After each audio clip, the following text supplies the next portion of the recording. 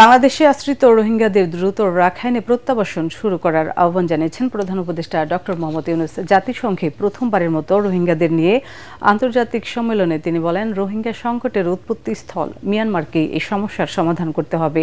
এজন্য মিয়ানমার সরকার ও আরাকান আর্মির উপর চাপ সৃষ্টি করতে আন্তর্জাতিক সম্প্রদায়ের প্রতি আহ্বান জানান প্রধান উপদেষ্টা।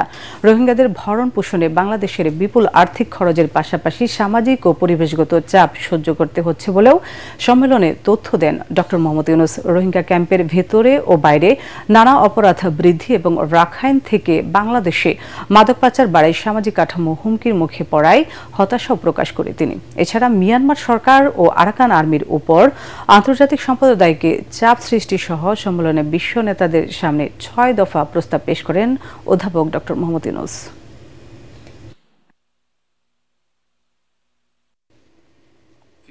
Of the Rohingyas and start working for their expeditious repatriation to Rakhine. It is the only solution of the crisis. It should not be held hostage to broader reforms in Myanmar.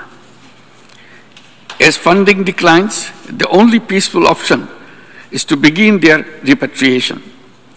This will entail far fewer resources than continuing their international protection. The Rohingyas have consistently pronounced their desire to go back home. As an immediate step, those who recently crossed into Bangladesh, escaping conflict, must be allowed to repatriate. Bangladesh is a victim of the crisis. We are forced to bear huge financial, social, and environmental costs. Criminal activities, including narco flows into Bangladesh through Rakhine, threaten our social fabric. Given our development challenges, including unemployment and poverty, we do not afford to allow employment of Rohingyas inside Bangladesh. Towards a sustainable resolution of the crisis, I propose the following actions by the international community. First, devise a practical roadmap for safe, dignified repatriation of the Rohingyas with reasonable and stabilization of Rakhine. Second, exert effective pressure on Myanmar and the Arakan army to end violence against Rohingya and start their sustainable repatriation.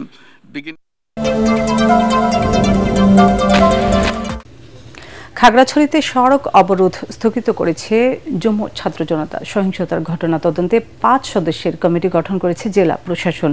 এই ঘটনার জন্য ইউপিডিএফকে দায়ী করেছেন সেনাবাহিনীর reason commander. আর স্বরাষ্ট্র উপদেষ্টা জাহাঙ্গীর আলম চৌধুরী জানিয়েছেন, দেশকে অস্থিতিশীল করতে ফ্যাসিস্টরা পাহাড় অশান্তির অপচেষ্টা করেছে, যা প্রতিহত করা হয়েছে। খাগড়াছড়ি প্রতিনিধি আবু দাউসকে সাথে নিয়ে রিপোর্ট করছেন ইমদাদুল্লাহ বাবু। খাগড়াছড়িতে পাহাড়ি স্কুল ছাত্রী ধর্ষণের প্রতিবাদে কর্মসূচিকে কেন্দ্র করে সহিংসতার ঘটনা জোরে সোরে তদন্তে নেমেছে প্রশাসন। মঙ্গলবার গুইমারার রামেশ্বু বাজার এলাকায় পুড়িয়ে দেয়া ঘরবাড়ি ও দোকানপাট পরিদর্শন করে জেলা প্রশাসন। পরে গণমাধ্যমের মুখোমুখি হয়ে জেলা প্রশাসক এবিএম ইফতেখারুল ইসলাম জানান, ঘটনার রহস্য উদ্ঘাটনে ৫ সদস্যের তদন্ত কমিটি গঠন করা হয়েছে। আমরা ইতিমধ্যে তদন্ত কমিটি ফর্ম করছি ৫ সদস্য বিশিষ্ট। এর পাশাপাশি এই যে ৮টি দাবি দেওয়া, তার মধ্যে কিন্তু ৭টি আমরা প্রক্রিয়াধীন রয়েছে এবং পাশাপাশি যে ঘটনার কারণে একটি উদ্রেক, সেই যে অপরাধীদের কিন্তু একজন ইতিমধ্যে গ্রেপ্তার হয়েছে, বাদ বাকিদেরকে কিন্তু আমরা বিষয়ে কাজ করছি আইন শৃঙ্খলা রক্ষাকারী বাহিনী। কিন্তু এটি সবকিছু একটু আমাদেরকে সময় দিতে হবে। এ ঘটনায় তৎপর রয়েছে সেনাবাহিনীও। এলাকায় সেনাবাহিনীর টহলের পাশাপাশি মোতায়েন করা হয়েছে ১০ প্লাটুন বিজিবি। গুরুত্বপূর্ণ স্থানে দায়িত্ব পালন করছে পুলিশ ও আনসার। খাগড়াছড়ি সেনানিবাসে সংবাদ সম্মেলনে region commander brigadier general Hasan Mahmud জানিয়েছেন, এ ঘটনার সাথে ইউপিডিএফ এর সংশ্লিষ্টতা রয়েছে। ইউপিডিএফ এবং তার অঙ্গ সংগঠন সমূহকে আহ্বান জানাই সবসময় যে পরিস্থিতি শান্ত রাখুন এবং বাংলাদেশ সেনাবাহিনী সবসময় এই অঞ্চলকে স্থিতিশীল রাখার জন্য চেষ্টা করে যাচ্ছে এবং দিন শেষে মহিলা এবং কোমলমতি ছাত্রছাত্রী শিশুদেরকে সামনে ঠেলে দেয়া, এটা কোনো কিছুই ভালো বার্তা বহন করে না। এবং এই সাম্প্রদায়িক দাঙ্গা সংগঠনের সময় বহিরাগত সন্ত্রাসীদেরকে নিয়ে এসে দেশীয় এবং অটোমেটিক অস্ত্র দিয়ে ফায়ার করা, এই ব্যাপারটিও ভালো দেখায় না। এদিকে রাজধানীর ঢাকেশ্বরী জাতীয় মন্দির পরিদর্শন শেষে স্বরাষ্ট্র উপদেষ্টা জানিয়েছেন, পূজার সার্বজনীন উৎসবকে নস্যাৎ করতে খাগড়াছড়িতে অরাজক পরিস্থিতি সৃষ্টি করা হয়। কিছু সংখ্যক সন্ত্রাসী চেষ্টা করছিল যেন এই পূজাটা ভালোভাবে না হয়, এবং পাহাড়েও পূজা ভালোভাবে হচ্ছে। এই সন্ত্রাসীদের থেকে আপনারা সবাই চেষ্টা করবেন আমাদের এই পূজাটা যেন ভালোভাবে হতে পারে। সন্ত্রাসীরা কিন্তু সব জায়গায় চেষ্টা করবে, এবং সন্ত্রাসীদের কিছু মদতদাতা রয়ে গেছে, এরা দেশে বাইরে থেকেও মদতদাতা রয়ে গেছেন। এই মদতদাতাদের থেকেও আপনারা খারাপ ইচ্ছা এটা আপনারা কিন্তু দূর করে দিতে পারবেন। সন্ত্রাসীকে চিহ্নিত করার জন্য ব্যবস্থা নেওয়া হয়েছে, এবং কিছু সংখ্যক সন্ত্রাসীদের আইনের আওতায় নিয়ে আসা হয়েছে। প্রশাসনের এসব তৎপরতার মধ্যেই রাতে অবরোধ কর্মসূচি স্থগিত করে জম্মু ছাত্র জনতা। ইমদাদুল্লাহ বাবু, ATN বাংলা। নির্বাচনী পরিবেশ ব্যাহত ও সামাজিক সম্প্রীতি বিনষ্ট করতে কয়েকটি চক্র সক্রিয় বলে জানিয়েছেন পুলিশ মহাপরিদর্শক বাহারুল আলম। তিনি জানান, খাগড়াছড়িতে ধর্ষণের ঘটনায় মূল অভিযুক্তকে স্বল্প সময়ে আইনের আওতায় আনার পরও অকারণে পরিস্থিতি অস্থিতিশীল করার চেষ্টা করা হচ্ছে। পুলিশ সদর দপ্তরের সংবাদ সম্মেলনে বাহিনীর কর্মতৎপরতা তুলে ধরার পাশাপাশি নির্বাচনকে ঘিরে নিজেদের সক্ষমতার কথাও জানান আইজিপি। বিস্তারিত GM তসলিমের রিপোর্টে। খাগড়াছড়িতে ধর্ষণের ঘটনায় আধা ঘন্টার মধ্যেই মূল অভিযুক্তকে গ্রেফতার করে পুলিশ। তারপরেও কেন অস্থিতিশীল পরিস্থিতির সৃষ্টি হয়েছে সেই প্রশ্ন রাখেন পুলিশ প্রধান। আগামী নির্বাচনে যথেষ্ট চ্যালেঞ্জ ও প্রতিবন্ধকতা রয়েছে বলেও জানান আইজিপি। আমাদের জাতির জন্য, দেশের জন্য অত্যন্ত গুরুত্বপূর্ণ নির্বাচন। এখন এই পরিবেশটা আপনারা জানেন যে এটা ব্যাহত করার জন্য দেয়ার আর সো মেনি এলিমেন্টস, এরকম নানান ধরনের রিঅ্যাকশনারি এলিমেন্টস আছে যারা সম্প্রীতি বিনষ্ট করতে চায়। আলটিমেটলি সমাজ অস্থির হলে গোলটা গিয়ে হবে আলটিমেটলি যে আমাদের একটা শান্তিপূর্ণ ইলেকশন যেন ক্ষতিগ্রস্ত হয়। অভিযোগ করেন, অনেকে পরিস্থিতি ঘোলাটে করার মাধ্যমে জাতীয় ভোটকে ব্যাহত করার চেষ্টায় আছেন।